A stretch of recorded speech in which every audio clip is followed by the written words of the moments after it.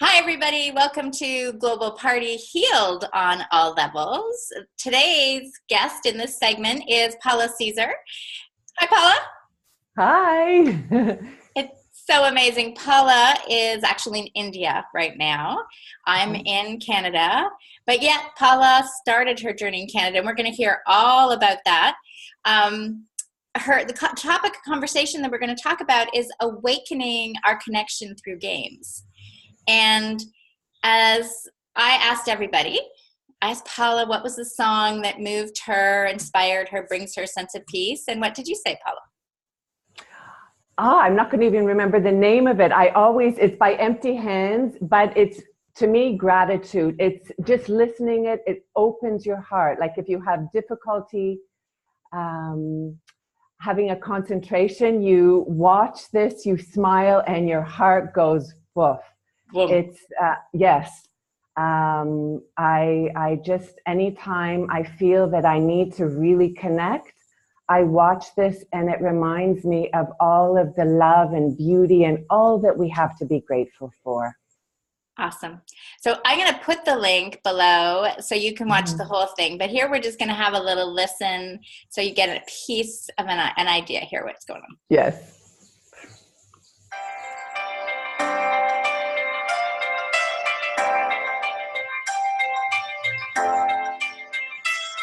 You're my life, you're my breath, you're a smile, you're my guest, you're the earth, you're the sun, you're the grass, you are love, you're my hands, you're a bug, you're my eyes, you're a hug, you're the light in the dark, you're the spark, you are fun, you're my mom, you're my water, you're the stars, you're my daughter, you're my friends, you're the end, you're my dreams, you're my father, you're the ants on the ground, the miracles that surround, I'm feeling it all around, the hemisphere and the clouds, you're my pain, you're my sorrow, you're my hope for tomorrow, you're the strength when I'm hollow, you're the path that I follow, you're the blessings that exist, the small things that are bliss, the gift to realize that all that I am, all that I see, all that I've been, all that I'll ever be is a blessing.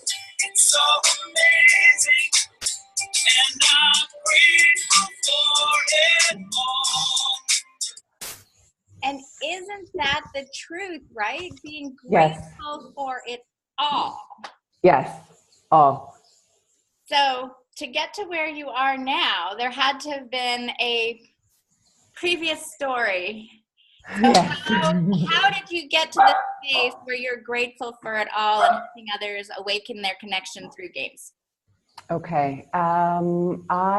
In Toronto, I took a book. This is a longer story, but I'll make it short. I went, in those days, we had a bookstore in Toronto called the world's biggest bookstore. Yeah. And I went, yes, you remember, it's no longer. Right. But I went there and I took a book on fitness spontaneously because I was into doing different things for fitness. Mm-hmm. And this book introduced me to Ayurveda. And I was like, I have to learn this. I have to learn this. And I found out that there was a course starting I found out on Saturday, and on Monday it was starting. So I phoned, it was called Canadian School of Eastern Medicine. And again, that's no longer in Toronto. And so I talked to Pankaj, who was the teacher, and he said, you need to meet with me before I accept anyone. So I met with him, he accepted me, and I could continue working because it was a night school. And I think it was a 2-year program, 2 nights a week and 1 weekend a month. Mm-hmm. And then after the end, I thought, okay, it's so mind, body, spirit. I want to go to the origins. I want to go to India. I want to find this practitioner that grows the herbs, that I feel the energetics of the herbs, that I harvest the herbs, I work with people. And so I came to India the first time I ever had to have a passport. I journeyed here alone, and through many difficulties, and I've recorded some videos about my journey in India, and I kept having difficulties. I would meet people and it was they weren't the right people that I wanted to learn with. And finally, I was at the point where I was really upset. I leave India or for me, then I realized actually I'm here for a different reason. So open myself up and continued the journey and traveling in India with an open heart to see what it had to bring. And during that time, I was in a place and actually got really sick. And yeah, I was bitten by red ants in the night. I was on a low budget, so I was in a low budget hotel. And I had to then travel to Pondicherry, which is in the southeast of India. And I said, okay, until I heal, I'm not moving, because I kept moving and moving and moving. And so I just was healing. They have some parks there, and I would go and sit in the park. And I met someone, a Westerner, in the park, and he told me about Oroville. And that's where I live now. So he said, well, it's 8 kilometers away. It's not very far. And why don't you go? Like, don't just move and not go there. So I rented a scooter. I went there for a day and then decided to find a guest house and stay here. And so, this earbud, sorry. Then in a meditation, a very powerful, I can't say, was it words, was it a feeling, was it a sensation, very strong, this is your home, this is your home, this is your home. And I kept getting that. But I rejected it. No, you're from Toronto, your family's in Toronto, this is not your home, you're only here traveling. But what kept happening, even though I kept rejecting that, things kept happening to me very easily. Like I wanted to listen to music and someone came to my door. This is almost 20 years ago. Mm-hmm. So then we were tapes, right? You listen to music on tapes. Yeah. So he brought me one of these boom boxes or whatever you call them. And he said, oh, I have 2. I thought you might want to listen to music. So I hadn't verbalized this desire to listen to music. But he brought it to my door. Another person came, and I was traveling with a backpack, washing my clothes. And after some time, your clothes start looking pretty bad because you're hand washing them. And she came with a pile of clothes and said, Paula, I thought these would fit you, and I thought you'd like them. Beautiful Indian clothes. And those are just 2 examples of things coming. So I started to feel, you know what? All of my needs will be met here. And slowly I came to accept that this is my home. And yeah, so I went back to Toronto and talked to my family, and it was very hard for them. Mm-hmm. I think some of them still, even though I've lived here for almost 17 years, it's still difficult. Mm-hmm. But I continue to have my basic needs met here. Yeah. Yeah. Well, I think that story is so powerful in that when we talk about basic needs, really everything in nature is the needs are always met. Yes. And as you know, when you didn't sit down and say, I need clothes, like so many people are still attached to the idea of the law of attraction. And that's what I really want. It's going to come. It's the sense of surrendering and being open that the universe already knew what the desires in your heart were, in the sense, and what you needed to be provided. And it was just being brought to you, and you were being open to receive it. And there's this sense that, you know, this is already sort of decided for you. And it was you having to come to complete harmony and saying, yes, this is home. Mm-hmm. Yeah. On a very deep level, like it's like my cells were saying that, but this head is strong. It's not as strong as it used to be, but it still was strong and rejecting. But even now when I say home, like I can feel it's very powerful here for me. It's where I'm meant to be. I can't say forever, I don't know. But in this moment, this is my home. This is where I'm meant to be. This is where I'm meant to share and to learn and to heal and everything. Yeah.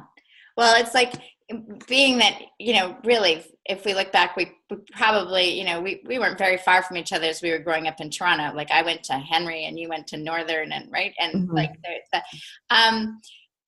which means nothing to any of you unless you guys are actually in the same area.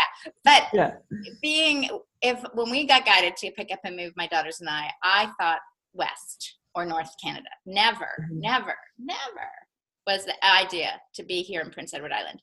But we tuned in and we were completely guided, and everything has worked out perfectly. And it's one of those that this is, what I teach is the surrendering process, because there's a gift that we're here to share. And so now that you're in India and you're realizing games are connecting and awakening people on a new level.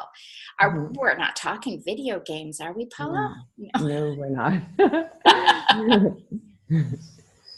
So I'll tell you, but I want to just tell you a little story because this recently happened to me. So there's a woman named Oraculture, and the games that we're developing, she started making them in the 70s, and she was in Pondicherry in the Sri Aurobindo ashram, and she was inspired, channeled, whatever you want to call it, to create these. And I recently had a very powerful feeling to go and visit her. She has been sick, and I knew her when she was well, and she has been sick. So I haven't seen her since she's been unwell, but I had this strong thing to go and see her, and I saw her, and it was such a beautiful, heartfelt, and she sent everyone out of her room, and she held on to my hand, and we really connected from the heart.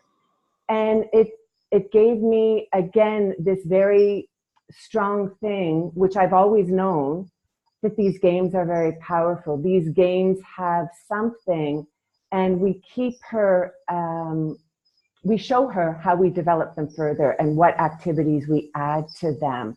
So she hand painted them all, and she's not an artist, and I've had artists look at the colors that she's chosen, and I mean, they've commented on the colors. And so they're in a box, many boxes. I think she told me she made 32 games altogether. We have 29 of them. And so you open the box, hand-painted, handmade box, and you look at there's no instructions. So you try to figure out what to do with this. And that's what I do. I started just working with kids because I've been working in a school here. And so I thought, okay, I'm meant to create this for more integral education to help people connect to something deeper.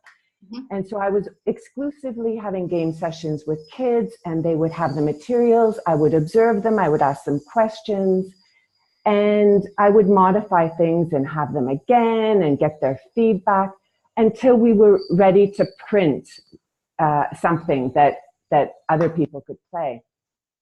But then I started having sessions with adults, and sometimes just one-on-one. And I had one adult say to me, I've never been good at this kind of stuff. So her inner dialogue, she was verbalizing, because it was only the two of us, and I think she felt very comfortable with me. And so she kept justifying why she was struggling with doing it. And I just said, just take your time, just look at it, it's fine. And then after some time, something started happening. She said, I can feel something happening in my brain. I can feel something changing. And she smiled at one point. She said, oh, I get it. Oh, I can do this. And so there's one component where we've introduced a hinged mirror. Okay. So that they have to do, so you have the two mirrors, you put something inside, so you have whatever you put and the mirror reflections. And so you enter a whole different world. Right. And so right now I'm exploring the mirror and some of the games in the kindergarten. We're in the summertime now, and there's a summer program. So I'm going to the kindergarten because I've never worked with really young kids. Right. And to see how it resonates with them and adjusting for them and adding some things for them. And I've recently gone to the village. I brought it to a learning center in the village. And for me, that was in and of itself a beautiful experience, because you see there were 30 kids from like 7 to 16 or 17, and they're open heart. Right. I mean, I have to keep, my attention in my heart, away here, but I consciously have to keep redoing this. It's not an automatic thing for me. But these kids, they're right there. Their heart is open. It's I mean, when I watch the videos, because I take some short videos so I can reflect on the session, I get tears in my eyes just watching these kids. It's beautiful. So I go again this week to spend some more time with them, and the kindergarten also this week. And I have people come to my house. I also want to explore these games with the elderly to see if they help reopen some cognitive functions, to bring an opportunity, maybe young kids and the elderly together working, because a lot of it is connecting. So you can work alone, but some of it is very cooperative. And what you see is such beautiful. Like, I just love being a silent observer. Sometimes I have to remember to video part of it, Right. because I like to look at it and see, if there's any different way that I need to support a session. But often I'm just a silent witness to see what's going on. And in particular, teens, even my son, he's 14, they're on screen, like this. I have to go like this. They're like this. And when I have them, they connect, they're engaged, they're present, connecting with each other. And normally when they're all here and they're not playing the games, they'll all be on their phone. They'll all be in the same room, but they're all like this. Right. Because it's no. And so I feel that something has to change to help people look at each other, to help them. And I find that these games are an opening for that. So here is the question that's coming to me, that these people here in the Western side of the world, they're going, yeah, but that's India. They don't have every kid doesn't have the phone in their hand. Everybody's not playing on the internet. How am I supposed to, introduce that to over here? How can I bring physical games into my environment here? Okay. For me, one thing, I play with my son. I play them with my son.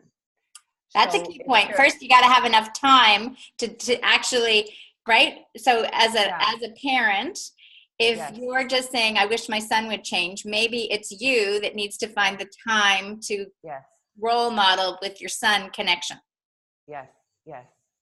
And I think if you have moments where especially if it's a teenager, and if there's some difficulty communication or whatever, this is an opportunity to engage in a cooperative way, connect on a deep level, and it can be silently, but you can feel that power by doing something together.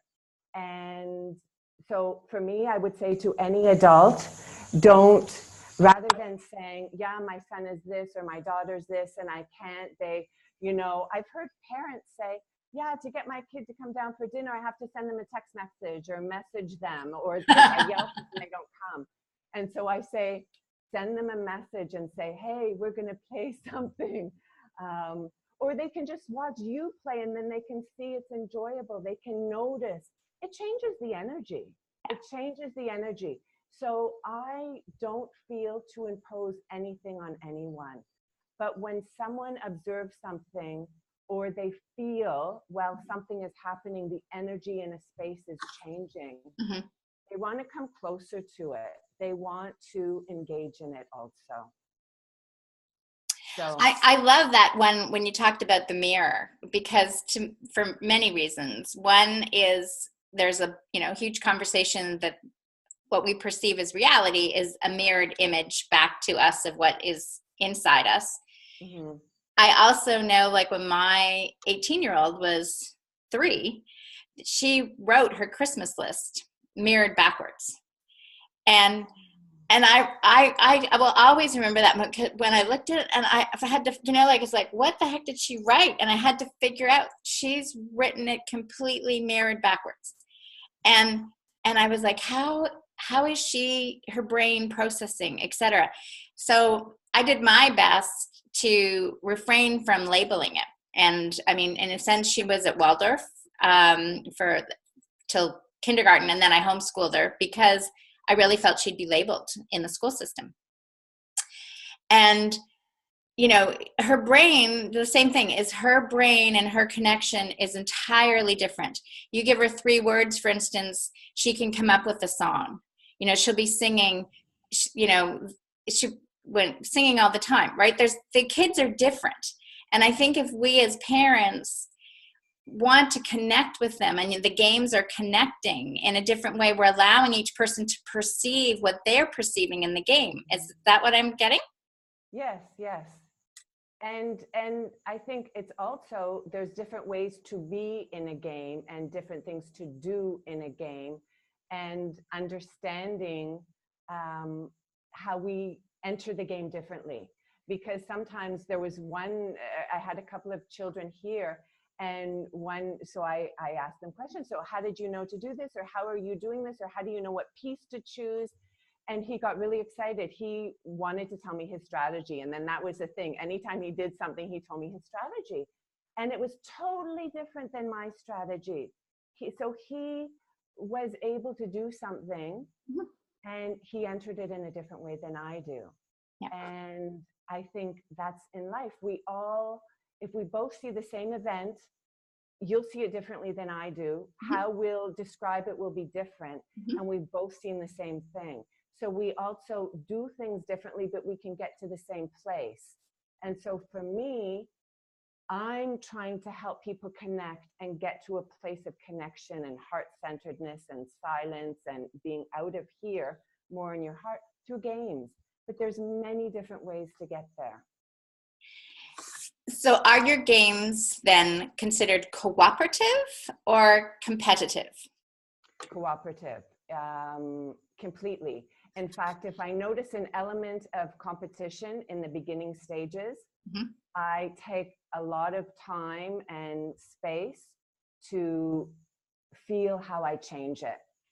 So then the next session, I present it in a different way and see what happens. I had 2 kids recently that were building something together, and I allowed them, but it was for me very they were like pulling things, and it wasn't cooperative at all. Mm-hmm. And I allowed them to be that. So they finished it, and then I said, do you want to do another one? Because for me, if I was doing something with someone and we're pulling and doing this, I wouldn't want to do another one, but they both said yes. And so I said, okay, so I have a challenge for you. Your challenges, and these are like 3rd grade kids. In 3rd grade, they love challenges. Mm-hmm. So I said, your challenges, you're going to choose a new pattern, but silently. You work together. You can find a way to communicate in silence, but you'll enter it through silence. And it was beautiful. And they've both seen the video, because I videoed a short. It was so not cohesive when they were pulling. So I only did like a very short segment of filming there, but still allowed them to be like that.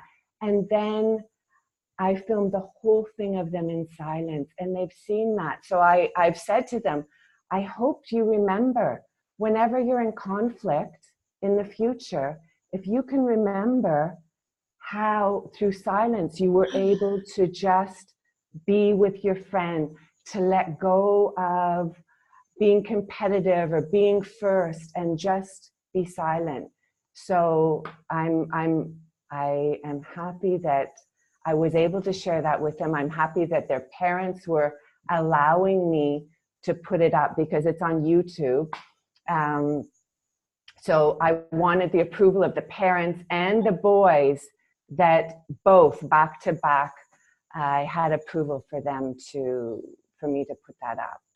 And yeah, so Beautiful. yeah. It's also tweetable, right? You know, resolve conflict by being silent, right? Yeah, In that yeah. sense that just to imagine the presence that you're teaching them through a game is giving them a life skill that transforms their whole life, because there's always some sort of perceived or real conflict that occurs in someone's life. And to be able to go back here and just to get silent and present until you get a new answer. Yeah. That's the type of stuff I believe, needs to be taught, sort of. Well, I think kids come in with it and we unteach it. So we need to keep bolstering it. Yes. And I really feel with the phones, and there are lots of phones. All the kids are seeming to have phones. In fact, I see a lot of, even if the little ones, 3 and 4-year-olds, don't have a phone, their parents give them their phone to keep them quiet.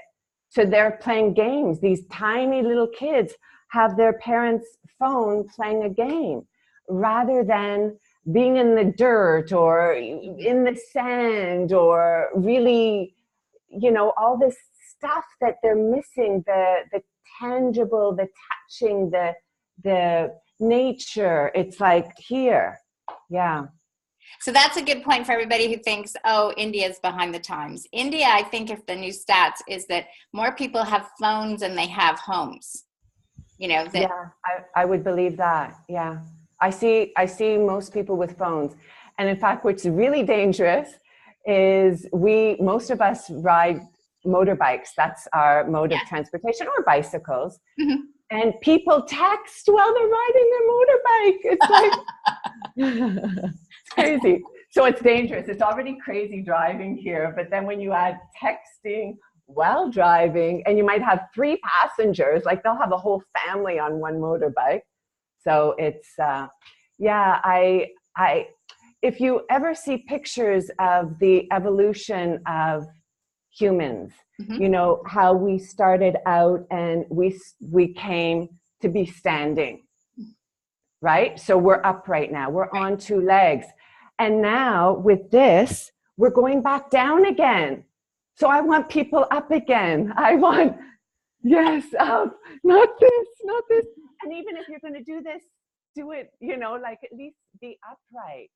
I think that could be a good campaign. Are you de-evolving back to, Yes. They're going to be on all 4s pretty soon. Give me some. Okay, so here's a big question. So can anybody receive your games now, or do they have to come visit you in India? Right now, I'm in partnership with another woman named Maya, and I have to backtrack again, living where I live, having all my basic needs met, teaching the school, I have survived on $100 or $200 a month. So we don't have money, but we just took a loan to do a big print of many of our games. So very soon, they'll be available that people can order online. They're at the printers, they've been printed and they need to be cut, and we are having the boxes made, so we're almost there. Yeah. Well, I have just spent the last, in a grade 1 class here, last 2 weeks. So the first week I went in because it was about when you talk about playing and being more grounded. And I think there's so much that can be done. And I told them a story that just spontaneously came to me about being happy, maybe on the pretending to be happy in life, but really feeling sad on the inside. And that if they looked out and they could see a tree, like that a tree basically, I don't know what the story was about, the tree would hug them. the tree was calling them to hug them. And in the hugging, they started to realize, they started to tingle, and there was this little new happiness that started to perk, and they started to see life differently. So I went back the next week, and I said, now we're going to, what did they remember? And the teacher was so surprised that kids that she thought weren't even listening were remembering parts of the story. And we went out into the forest then, and I had them hug trees, find the tree, to connect with it, to say, and I was amazed that some of these kids were like, I could feel the warmth, and my heart was opening, and they were resonating with this connection. And that was after even one little boy that was so hyperactive that his parents wanted to give him drugs, had buried his feet in the sand the week before. And when I had them out, and he didn't move for 20, 25 minutes, and they'd never seen him stay still ever in class or anything. And so the teacher was saying, I'm getting this. The nature has an effect, right? This idea of all technology, games, connection, we still need all this. We need different avenues to help our children come back to who they are, versus training them into something that they're going to be de-evolved. Exactly. I'm always going to remember that one now, Paula. Yeah. Yeah.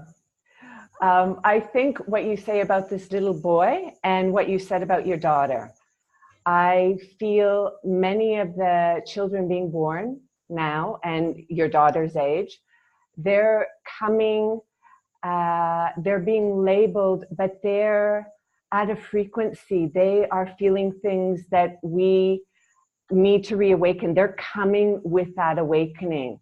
And if we don't support them in nature and exposure to things, it gets deadened. And so burying the feet, hugging trees, getting them to know, like I've got goosebumps still, you telling me about that, because they're so ready to get this experience, to be in nature and connect with nature or whatever. But if you put them in front of a TV or give them your cell phone to play a game, it gets all, it's like a hypnosis. It puts them to sleep, and we're already asleep. They're coming awake. Like, let's keep them awake. They have so much to teach us. Yeah. Because they're ready. And it's, for me, so many kids are being labeled with all ADHD and all this stuff. And I feel a lot of it is they're super awake, and they need the right grounding and the right exposure to make them feel good in their body, to be present in their body. And so if you're not happy, like we all have days where you feel like everything, like you've had like coffee injected into your veins, and I could, some days I feel like everything's buzzing inside. Well, maybe these kids have that, and you just recognize it and support them and not medicate them. Right. I mean, maybe I'm not saying don't medicate. I'm not saying one thing or another, but try food, try experience in nature, try many things. And I've had kids in my classes that had been medicated, and in a different way, they weren't on their medication. And yes, they might have been, some kids just need to move, and we want them to sit down. And kids can still move and be present, but they need to move. And they can't sit all the time. We don't like to sit all the time. So it's understanding that things are changing, and to the technology that's there, which is necessary. That's how we've gone. But it's not the only thing. It's not to keep your kid occupied 24/7. You know, when they're not in school, they're on, because then it's easy. You can then do your own thing. They do their own thing. They're not complaining. You're not complaining. But who's connecting? Who's connecting? We're all sleeping.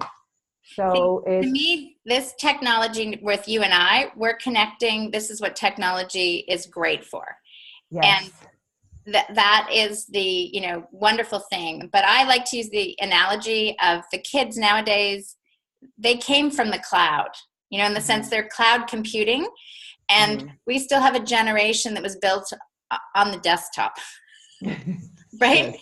And Yes. and so they're at 11.3.0 software and realizing they don't need to hold on to anything because the cloud's got everything, right? They just got to go from Yes, but yes. we kind of need to bring them down so they can have that cloud connection. But like a tree, that's the leaves bringing it down to the tree trunk so their feet are in the ground so they can reach the desktop, but they don't become the desktop. Yes, yes. No, yeah. Right? And we have to recognize that they have such an awareness that most of us have yet to open up to. And so to try and get them to be like us is the backward. We have to elevate our game, update our software. Yes. So we can get up there and be an 11.3.0, whatever the heck is the latest in the group. I'm not quite there yet. Okay. Yes. Well, you introduced me to Zoom, though, Jacqueline. This is my first. So. But that's okay. That's the whole thing. Now you got this one down, and here we go. We can, and then just because we get this, then tomorrow there'll be something else, right? That it keeps coming. So thank you so much for being here. If people want to get in touch with you, where will they find you? On Facebook, I'm at Paula Caesar. I have a YouTube channel, which is Paula Caesar, which has my journey to India story, like many short videos. But then Calvi is the unit that makes the games, Kalvi, and that means education in Tamil. And so I have another channel called Calvi, and all of the videos that I've made showing kids playing the games, adults playing the games being created are on that YouTube channel. Yes. Fabulous. This is awesome. So we'll put the links will all be there, but just so if you're just listening and you, for some reason, some people hear things differently. So they read like that latest. Did you catch that latest one that went around, the 2 different words that people heard differently? My son told me that. Yeah, he had me listen to something. And for me, I heard it so clearly. And he said, no, some people hear that. I'm like, what? Yeah. It's amazing. Yeah. And I feel like that's just that example. And then my daughter turned around and said, yeah, but you didn't, like, cause for her, my oldest one heard the 2 words. So she heard something differently than I did. Okay. I didn't tell my youngest one, I didn't tell Faith the 2 words. I just asked her what she heard. She heard something entirely different. And she said, she goes, well, you are already conditioning people by giving them 2 choices. Yes. And I was like, yeah, there you go. Right. Yes, The other day I said something to her. I said, well, that's another alternative. She goes, well, that's how you trained me to grow up, to always be open to possibility and see things differently. And I was like, okay. So it has been a pleasure. Thank you so much for being with us. I look forward to more of these conversations. Yes. I look forward to them too. My fellow Toronto, we're both not there, but part of us still enjoys. I love Toronto. It's great. Yeah. Totally fab. Okay.